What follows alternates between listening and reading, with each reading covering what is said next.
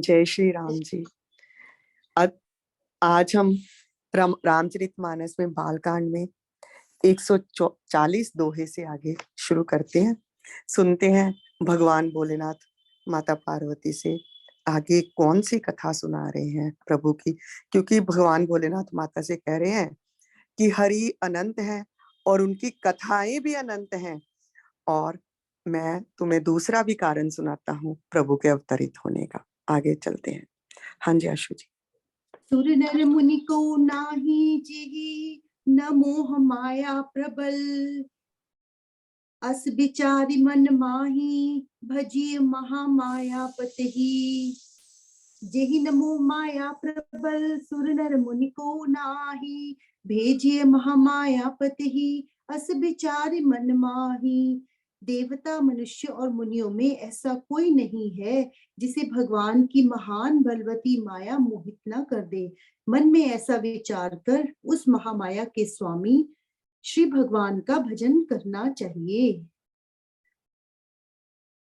अपर देखो, हेतु चलो सुना दो आगे पूरा। चलो। अपर हेतु सुनु सैल कुमारी, जय सिया राम। कहूँ विचित्र कथा विस्तारी, जय सिया राम। जेहि कारण अज अगुन अरूपा, जय सिया राम। ब्रह्म भयउ कौशलपुर भूपा, जय सिया राम। हे गिरिजा गिरिराज कुमारी, अब भगवान के अवतार का वह दूसरा कारण सुनो।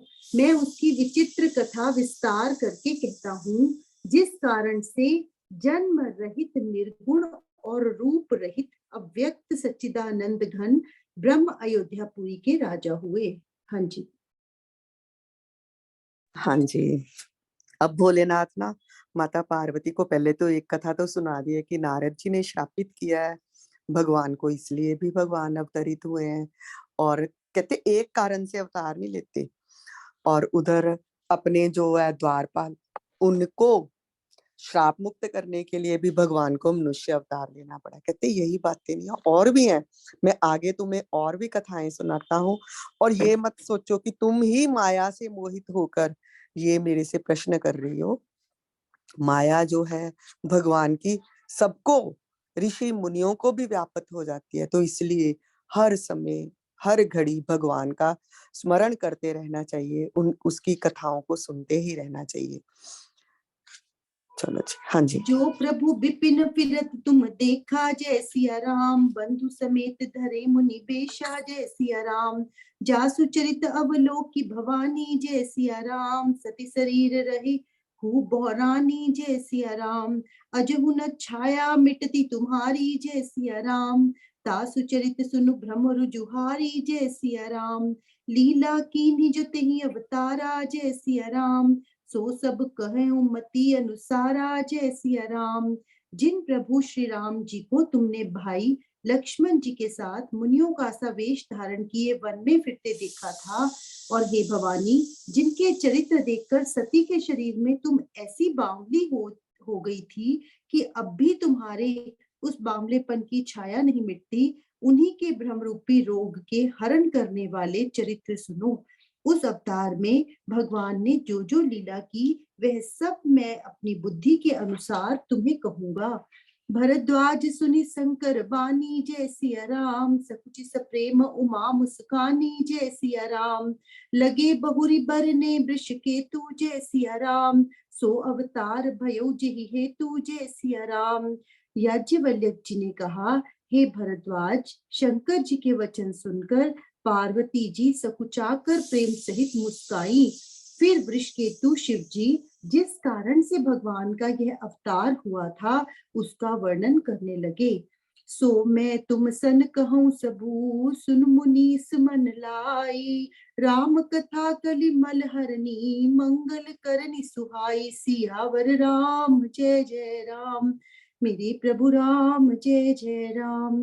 हे मुनीश्वर भरद्वाज, मैं वह सब तुमसे कहता हूँ, मन लगाकर सुनो। श्री रामचंद्र जी की कथा कलयुग के पापों को हरने वाली, कल्याण करने वाली और बड़ी सुंदर है। हाँ जी।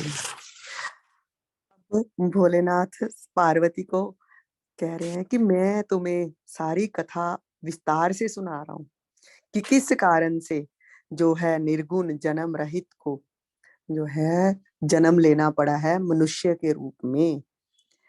और तूने देखा था सती के, जब तुम सती के जन्म के में थी तो तब तुमने देखा था ना, जिसको देखकर तुम्हारे मन में संदेह आ गया था। तो क्यों प्रभु ने श्री रामचंद्र और लक्ष्मण जी का के संग अवतरित हुए हैं पृथ्वी पर, मैं वह तुम्हें कारण सुनाता हूँ। और ये प्रभु की माया है, ये मत सोचो कि तुम्हें ही व्याप्त हुई है, सबको व्याप्त लिपटती ही है। तो मैं उनकी जो जो लीलाएं हैं अपनी बुद्धि के अनुसार तुम्हें सुना रहा हूँ। तो पार्वती जी मुस्कुरा भी रही हैं, सकुचा भी रही हैं कि ओहो, अब फिर से याद दिला रहे हैं भोलेनाथ मुझे कि सती के रूप में मैंने संदेह किया था। अब मैं संदेह से नहीं सुन रही हूँ, अब तो मैं श्रद्धा सहित सुन रही हूँ। तो भगवान अब सुना रहे हैं पार्वती जी को कि किस कारण प्रभु ने ये अवतार लिया था।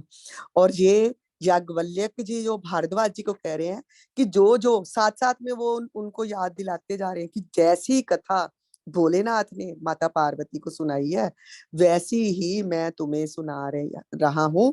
तुम भी मन लगाकर सुनो, संदेह के सहित मत सुनना, अपने मन को बस में कर कर और श्रद्धा सहित इस कथा का श्रवण करो। ये कथा जो है ये कलयुग के पापों को हरने वाली है, कल्याण करने वाली है और बड़ी सुंदर है। अब दूसरा कारण सुनते हैं क्यों प्रभु ने अवतार लिया पृथ्वी पर और किसके घर में और किस कारण से उनके ही घर में अवतरित हुए। जी। स्वयंभू मनु अरु सतरूपा जय सिया राम, जिनते भय नर सृष्टि अनूपा जय सिया राम। दंपति धर्म आचरण निका जय सिया राम, अजहु गाव श्रुति जिनके लीका जय सिया राम। नृप उत्तान पाद सुत तासु जय सिया राम, ध्रुव हरि भगत भयउ सुत जासु जय सिया राम। लघु सुत नाम प्रिय व्रत दाही जय सिया राम, वेद पुराण प्रशंस ही जाही जय सिया राम। स्वयंभू मनु और उनकी पत्नी शत्रुपा, जिनसे मनुष्यों की यह अनुपम सृष्टि हुई। इन दोनों पति पत्नी के धर्म और आचरण बहुत अच्छे थे। आज भी वेद जिनकी मर्यादा का गान करते हैं।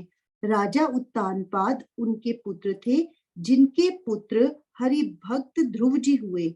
उन मनु जी के छोटे लड़के का नाम प्रिय वेद और पुराण करते हैं। देवहूति पुनिता सुकुमारी जय सिया राम, जो मुनि करदम के प्रिय नारी जय सिया राम। आदि देव प्रभु दीन दयाला जय सिया राम, जठर धरेउ जेहि कपिल कृपाला जय सिया राम। पुनः देवहूति उनकी कन्या थी, जो कंदर्म मुनि की प्यारी पत्नी हुई और जिन्होंने आदि देव दीनों पर दया करने वाले समर्थ एवं कृपालु भगवान कपिल को गर्भ में धारण किया। जी, यहाँ तक चलते हैं थोड़ा थोड़ा, क्योंकि ये फिर भूल जाएंगे नाम हम सबको। कहते हैं कि जो मनु और शत्रुपा, जिनसे ही ये सारे जो मनुष्यों का जन्म हुआ है, सृष्टि रचने में सबसे पहले ब्रह्मा जी ने मनु और शत्रुपा जो है उनकी ही रचना की है। तो इन दोनों के द्वारा ही हमें समझाया गया कि गृहस्थाश्रम में कैसे रहना है, पति पत्नी के जो है संबंध कैसे होने चाहिए। और आज भी वेद पुराणों में ना इनकी ही महिमा गाई गई है। प्रथम पति पत्नी यही थे, स्वयंभू मनु और शत्रुपा जो थे, और उनका पुत्र हुआ है राजा उतानपाद, और उनके ही पुत्र जो हैं ध्रुव हुए हैं। ध्रुव की कथा हम सुनते हैं ना। तो उन मनु जी का एक तो राजा उतानपाद पुत्र था, एक पौत्र हो गया ना उनका ध्रुव, और उनका एक और भी पुत्र था प्रियव्रत। उनकी भी प्रशंसा बहुत की जाती है वेदों और पुराणों में। और एक देवहूति नाम की उनकी कन्या भी थी, जो उन्होंने करदम मुनि से ब्याही थी, और उन्हीं से करदम मुनि से ही भगवान कपिल का जन्म हुआ है। साथ में भोलेनाथ ने देखो एक और जो है प्रभु का जन्म भी सुना दिया। कपिल मुनि को भी हम बहुत ज्ञानी मानते हैं और उनको भी कई बार भगवान का एक अवतार ही मानते हैं, इतने सिद्ध ज्ञानी थे वो। तो यही बता रहे हैं कि मनु और शत्रुपा हैं जिन्होंने हरि भक्तों को भी जन्म दिया है। और आगे आगे कैसे कैसे फिर भी वो कैसे तपस्या कर रहे हैं, कैसे वैराग्य को धारण करते हैं, और मनु और शत्रुपा से ही हमें जो है गृहस्थ आश्रम में कैसे रहना है, ये सारी शिक्षाएं मिलती हैं। और जब मनु और शत्रुपा सही ढंग से गृहस्थी चलती है ना, तो जो आगे हैं भक्तों की, भगवान की उत्पत्ति ही उस परिवार में होती है। यहाँ तक हमें ये समझाया गया है कि अगर अपने घर में सुख शांति समृद्धि सही ढंग से चाहते हो, जो पुत्र हैं पुत्रियां हैं वो भी प्रभु भक्त हों, तो आपको मनु और शत्रुपा जैसा ही गृहस्थ आश्रम में आचरण करना पड़ेगा। और वेदों से वो चर्चा सीखनी पड़ेगी कि कैसे गृहस्थ आश्रम में रहें। जी हाँ जी, राम सांख्य राम। शास्त्र जिन प्रगट बखाना, जय सिया राम। तत्व विचार निपुण भगवाना, जय सिया राम। तेहि मनु राज कीन बहु काला, जय सिया राम। प्रभु आए सु सब विधि प्रतिपाला, जय सिया राम। तत्वों का विचार करने में अत्यंत निपुण जिन कपिल भगवान ने सांख्य शास्त्र का प्रकट रूप में वर्णन किया, उन स्वयंभू मनु जी ने बहुत समय तक राज्य किया और सब प्रकार से भगवान की आज्ञा रूप शास्त्रों की मर्यादा का पालन किया। भवन बसत भा चौथपन, होई न विषय विराग। रामा होई न विषय विराग। जन्म गयो हरि भक्ति बिनु, हृदय बहुत दुख लाग। सियावर राम जय जय राम। मेरे प्रभु राम जय जय राम। घर में रहते बुढ़ापा आ गया, परंतु विषयों से वैराग्य नहीं होता। इस बात को सोचकर उनके मन में बड़ा दुख हुआ कि श्री हरि की भक्ति बिना जन्म यूं ही चला जाएगा। हाँ जी, इससे आगे रेणु जी पढ़ देना। हाँ जी, यहाँ तक करते हैं साथ साथ में विचार कि देखो मनु और शत्रुपा जिनके घर में, उनकी पुत्री के घर में कपिल भगवान ने जन्म लिया है, और कपिल भगवान हुआ है जिन्होंने सांख्य शास्त्र का भी वर्णन किया है, और मनु जी वो हैं जिन्होंने इतना राज्य किया है और रूप शास्त्रों की मर्यादा भी बताई है कि कैसे कैसे रहना है। तो जब वो बूढ़े हो गए हैं मनु जी, जिनके घरों में प्रभु भक्तों ने पैदा हुए हैं और प्रभु अवतरित हुए हैं, वो भी जब बूढ़े हो गए हैं तो उनको भी लगता है कि हमें विषयों से वैराग्य नहीं हो रहा, और ये जो मेरा मेरा जो जन्म है ना, ये हरि की भक्ति के बिना ही चल गया। और हम लोग कैसे हैं, ऐसे ही संसार में आए हुए हैं, पर अभी भी हरि की भक्ति की ओर नहीं हमारा मन लगता। चलो आगे चलिए जी। हाँ जी, राम राम जी। बरबस राज सुत ही सब तब दीना, नारी समेत गवन बन कीना। तीरथ बरनै मिश विख्याता, अति पुनीत साधक सिद्धि दाता। तब मनु जी ने अपने पुत्र को जबरदस्ती राज्य देकर स्वयं स्त्री सहित वन को गमन किया। अत्यंत पवित्र और साधकों को सिद्धि देने वाला, तीर्थों में श्रेष्ठ नैमिषारण्य प्रसिद्ध है। बसे ही तहाँ मुनि सिद्ध समाजा, तय ही हर्ष चले ओ मनु राजा। पंथ जात सोई मति धीरा, ज्ञान भक्ति जन धरे शरीरा। वहां मुनियों सिद्धों के समूह बसते हैं। राजा मनु हृदय में हर्षित होकर वहीं चले। वे धीर बुद्धि वाले राजा रानी मार्ग में जाते हुए ऐसे सुशोभित हो रहे थे मानो ज्ञान भक्ति ही शरीर धारण किए जा रहे हों। हाँ जी, आगे चलिए, अगले दो तक पढ़ दीजिए। तीरा हर्षि नहाने निर्मल नीराए, मिलन सिद्ध मुनि ज्ञानी धर्म धुरंधर नृप ऋषि जानी। चलते चलते वे गोमती के किनारे पर जा पहुंचे। हर्षित होकर उन्होंने निर्मल जल में स्नान किया और अपने धर्म धुरंधर राज ऋषि जानकर सिद्ध और ज्ञानी मुनि उनसे मिलने आए। जय जय तीर्थ रहे सुहाए, मुनि ने सकल सादर करवाए। कृष शरीर मुनि पट परिधाना, सत समाज नित सुने पुराना। जहां जहां सुंदर तीर्थ थे, मुनियों ने आदर पूर्वक सभी तीर्थ उनको करा दिए। उनका शरीर दुर्बल हो गया था। वे मुनियों के से वलकल वस्त्र धारण करते थे और संतों के समाज में नित्य पुराण सुनते थे। द्वादश अक्षर मंत्र पुनी जपे सहित अनुराग, वासुदेव बद पंखड़ू दंपति मन अति लाग सियावर राम। जय जय राम मेरे प्रभु राम, किया कल्याण मेरे हनुमान, किया कल्याण। और द्वादश अक्षर मंत्र ओम नमो भगवते वासुदेवाय का प्रेम सहित जप करते थे। भगवान वासुदेव के चरण कमलों में उन राजा रानी का मन बहुत ही लग गया। हाँ जी, जब मनु और शत्रुपा को लगा है कि हम बूढ़े भी हो गए हैं और विषयों से वैराग नहीं हुआ ना, तो वो जबरदस्ती अपने पुत्र को जो है राज्य दिया है और चल दिए हैं वन में। वन में कहाँ पे गए हैं? नैमिषारण्य में, जो कि पवित्र स्थान है। यहाँ पे ऋषि मुनि बसते हैं।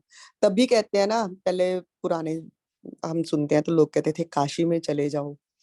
गृहस्थाश्रम के बाद संन्यास आश्रम जो है, हम लोगों को बोला गया है कि संन्यास आश्रम धारण करो और कहीं पवित्र जगह पर चले जाओ, काशी में चले जाओ, वृंदावन चले जाओ, धामों में जाकर बसते हो। तो वहां पर किस लिए कहा गया था? क्योंकि वहां पर हर वक्त हरि की चर्चा ही चलती रहती है और हरि की चर्चा हम लोग सुनते रहेंगे वहां पर रहेंगे। तो आजकल तो चलो टीवी में आ रही हैं कथाएं, सुनते हैं हम लोग, फोन पे चल रही हैं, कहीं ना कहीं हर जगह चलती रहती हैं। तो पहले ऐसा थोड़ा था।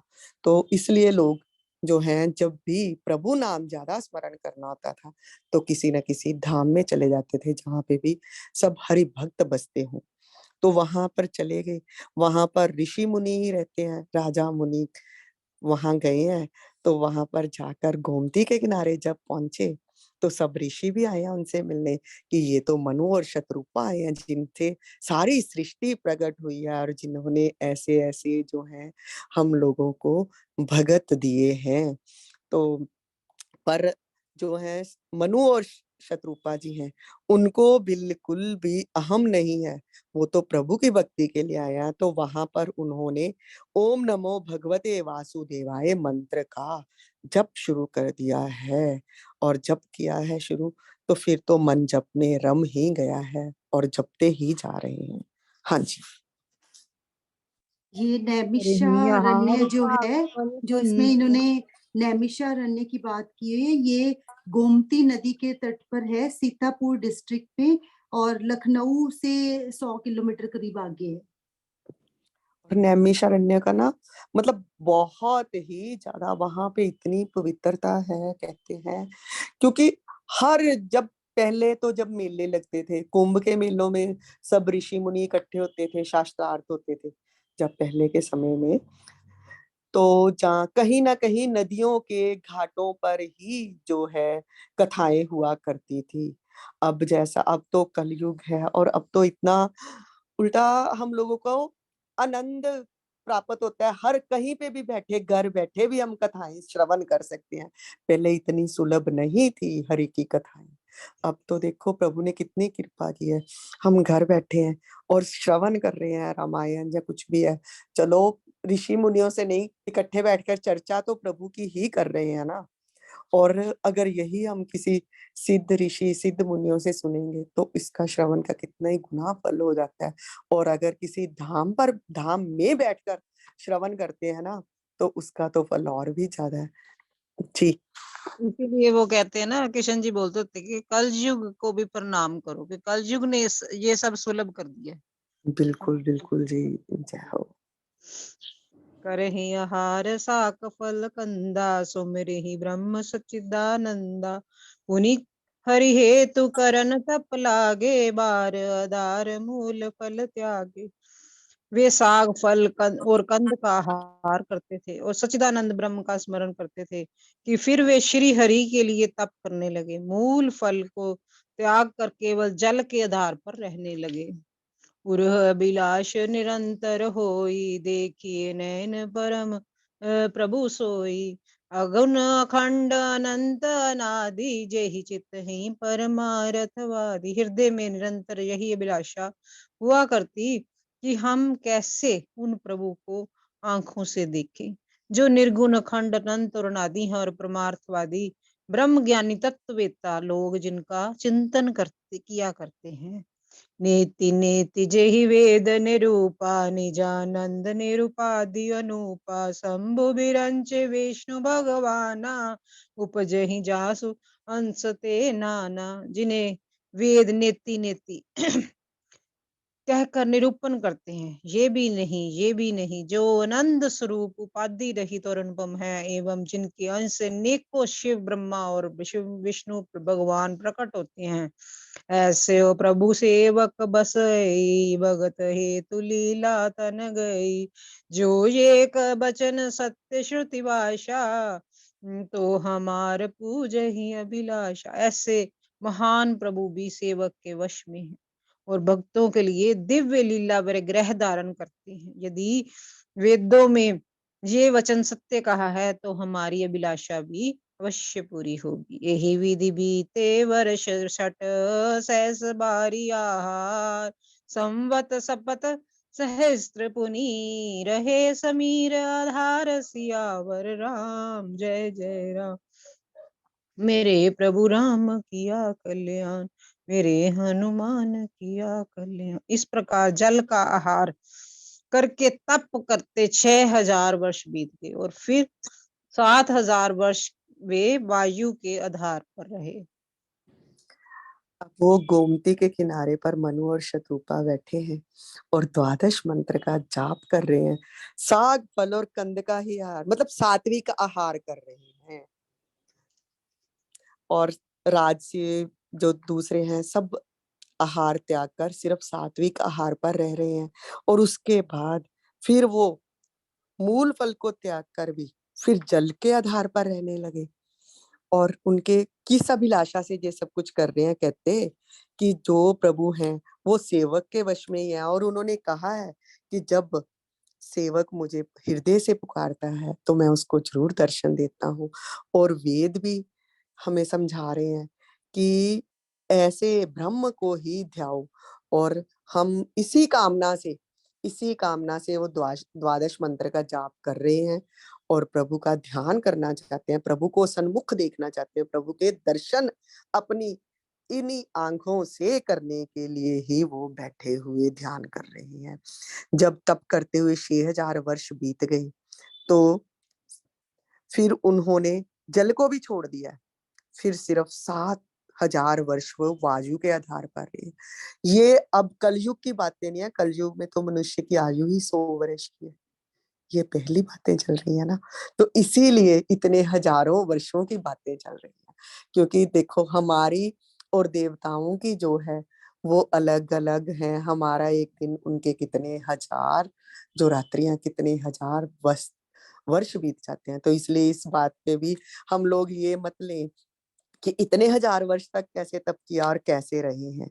हाँ जी, चलिए आगे। सहस दस त्याग्यो सो, ठाड़े रहे एक पद दो, विधि हर तप देखी अपारा, मनु समीप आए बहुबारा। 10,000 वर्ष तक उन्होंने वायु का आधार भी छोड़ दिया और दोनों एक पैर पर खड़े रहे।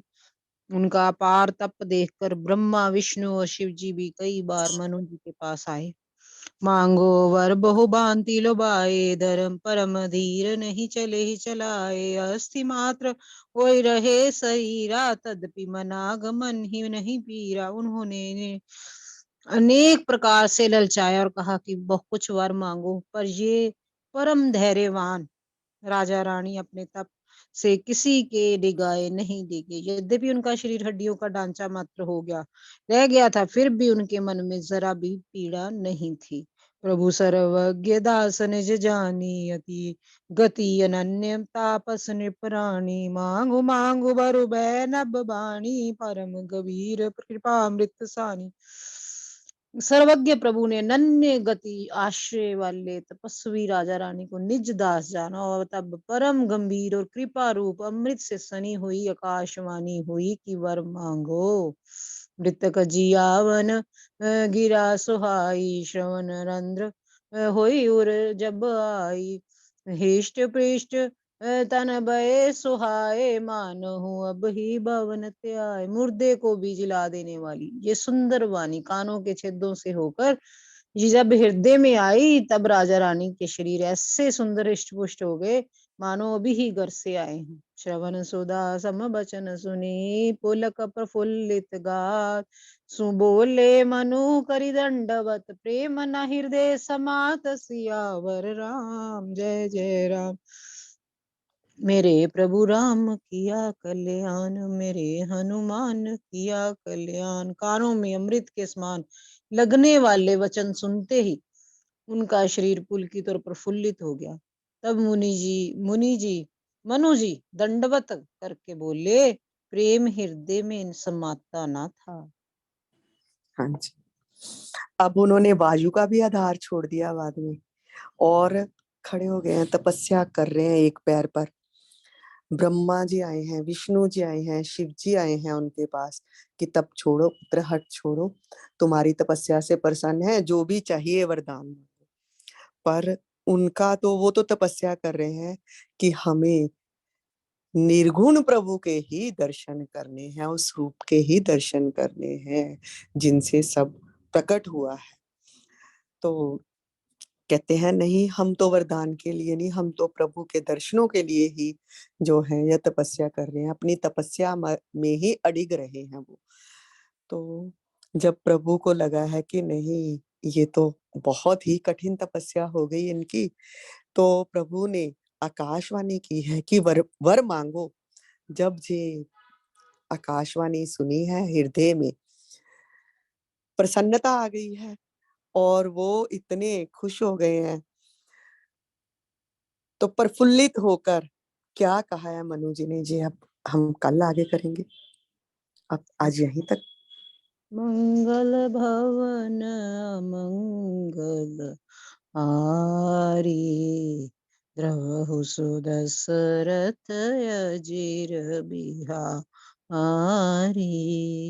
मंगल भवन मंगल हारी, द्रवहु सुदशरथ अजीर बिहारी। वो सियापति रामचंद्र महाराज की जय, पवन सुत हनुमान की जय, उमापति महादेव की जय, रमापति रामचंद्र महाराज की जय। भाई सब संतन की जय, हरि भगतन की जय। राम राम जी, सबनु राम राम जी, शुक्रिया जी राम राम जी, राम राम जी, सारे नो राम राम।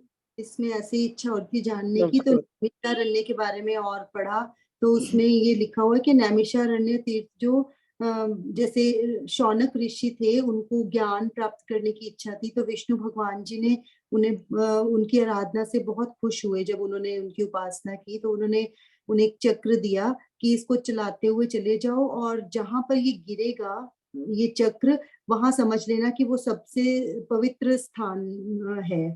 तो फिर जब वो चलाते हुए जा रहे थे, यहाँ पर आकर, यहाँ पे जो उनका नेमी नेमी उसे बोलते हैं, तो वो चक्र की जो नेमी मतलब चक्र जो जैसे घूमता है, तो यहाँ आके वो गिरा था, तो इसलिए इसका नाम नेमी के नाम से नैमिषारण्य फिर यहाँ पे उसका नाम पड़ गया था।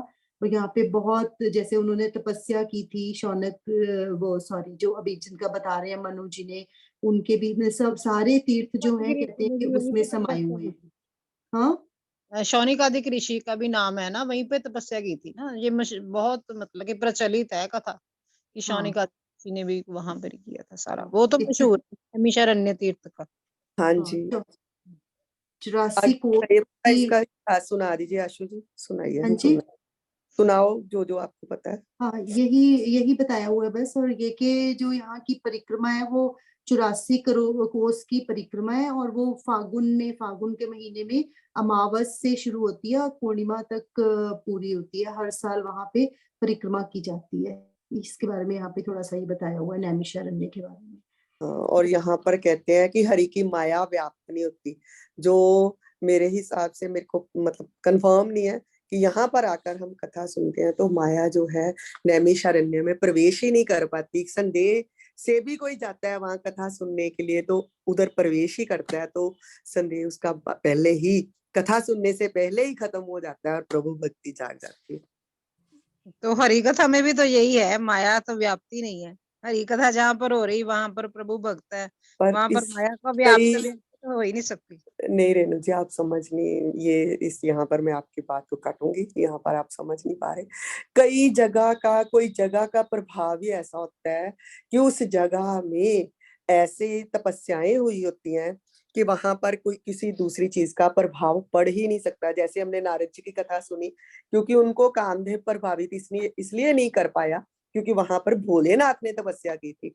तो जगह जो है वहां पर जो है पॉजिटिविटी वैसी रहती है, हम कह सकते हैं आज के साइंस की भाषा में हम कह सकते हैं कि परमाणु ऐसे उस जगह के हो जाते हैं कि वहां पर हम किसी भी भावना से प्रवेश करते हैं तो हमारा हृदय जो है शुद्ध हो ही जाता है। तो ऐसे ही नैमिषारण्य का बोला गया है, काशी का बोला गया है, वृंदावन धाम का भी ऐसा ही बोला गया है कि वहां पर भी आप वृंदावन में जाते हो तो भक्ति ऐसी प्रवेश करती है कि बस राधे राधे ही, क्योंकि कानों के सहारे भी चलता ही वही जाता है हृदय के अंदर, आंखों के सहारे भी हृदय के अंदर वही जाता है। तो चारों जो हमारे पांचों जो हैं तत्व वो भी शुद्ध हो जाते हैं शुद्ध जगह पे जाके। तो थोड़ा सा प्रभाव तो डिफरेंट पड़ता ही है। नैमिषारण्य तीर्थ जो है उसका तो बहुत है कि वहां पर तो मुनि तपस्याएं करते ही हैं, और तपस्या जहाँ पे की जाती है वहां की वाइब्स का बहुत प्रभाव रहता है। बहुत जी बहुत अच्छा। चलिए फिर आज के लिए इतना ही, कल मिलते हैं सब लोग। हाँ जी, जय श्री कृष्ण। जय श्री राम, जय श्री हनुमान। राम राम जी, सबको राम राम। राम